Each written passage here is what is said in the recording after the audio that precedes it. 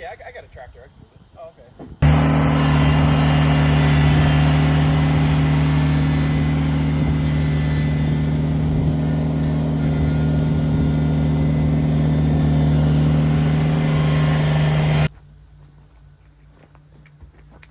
Some of the tabs are a bitch.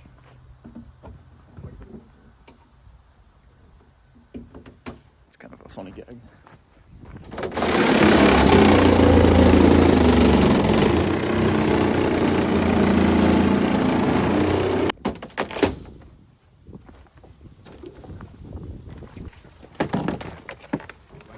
No, do it.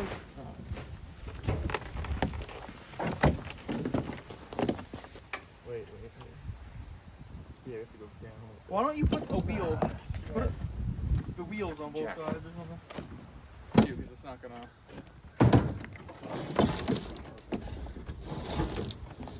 Break it. You want to hold it? You hold it. It's probably fine now. Yeah, I got it.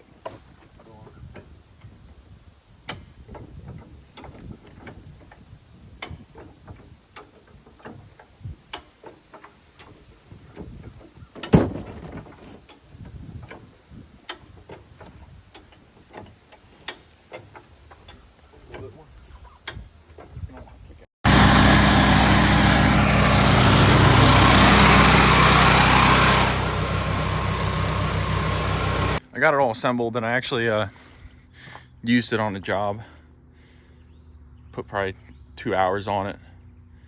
But there's a couple of things I want to do to it to start. I'd say 2 hours, but there's no hour meter on it. So I bought an hour meter and I'm working on installing it right there. And then I saw in another video a guy, there's grease fittings on the flywheel. There's one there. But there's also one on the other side, but it's behind the belt guard. So I'm going to do what that guy did, just drill a nice hole in there and then paint it so it doesn't rust.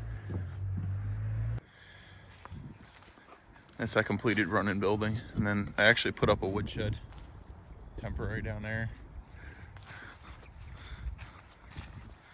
There's these hour meters you can get online pretty cheap. It actually just came in the mail. All you do is an LCD screen and there's this wire here and it's inductive. So you just wrap this wire a couple times around the spark plug wire. And as soon as the motor's running, that's when this trips. So these are pretty cool to have if you have an engine that doesn't have an hour meter on it. Or any engine really. They're good to have.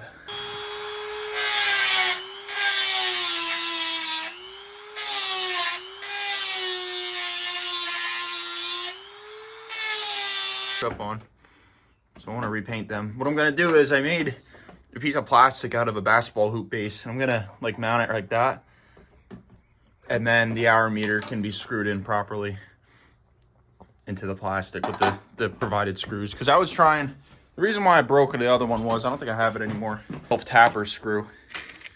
And it was just too big for this housing and it cracked the LCD panel. So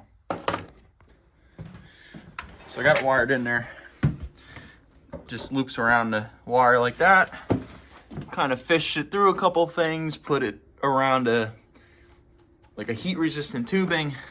Probably doesn't need it there, but I like to use that just to prevent it. Like you see how I ran it through that metal bracket. I don't want the wire to wear out over time because of the thinner wire. And then I made my mount here and I'm about to screw it in now.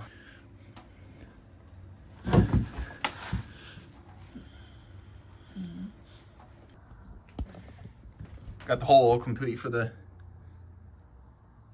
grease fitting down in there. And I painted it, so I'm gonna change the oil quick after running it an hour or two here. So get all those little metal flakes out during the manufacturing process of the engine, and I'm gonna test it out a little bit here quick.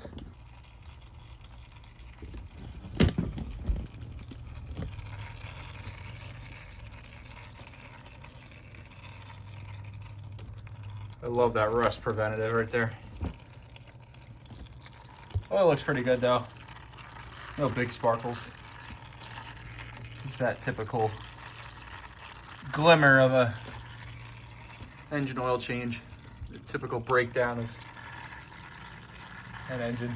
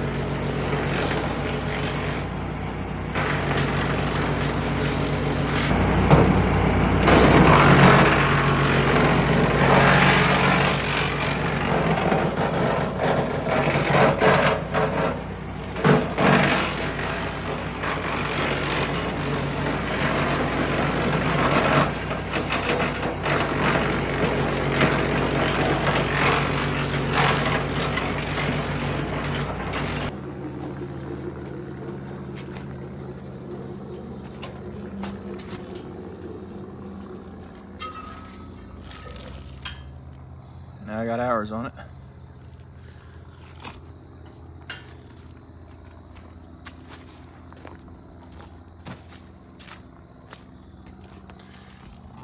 Ain't a bad unit. I highly recommend it.